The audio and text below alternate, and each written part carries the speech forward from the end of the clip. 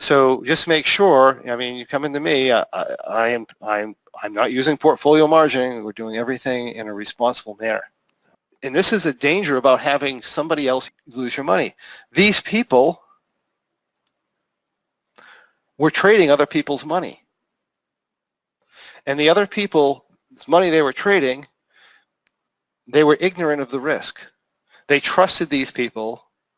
When these people said, yeah, we're selling short options, we're collecting premium every month, and this is a great thing. Don't worry about the risk. We have risk management measures in place.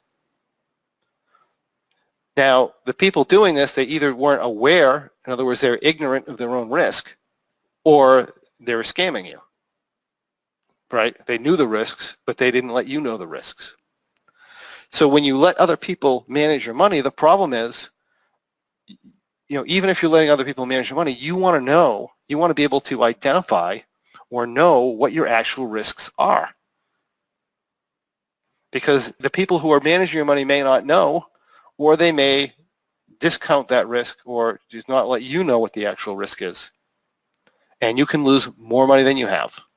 I probably know of personally 5 funds that have blown up that have lost as either all their money or more money than the actual people have had. Right? So it's imperatively important that you completely understand your risks, especially if you're not trading your own money. So you need to understand these either way. But if you really understand them realistically, it's easy enough to make a really reasonable income trading on your own, and you should just take your own money and deal with it on your own. I mean, I really believe that that we all should be doing this.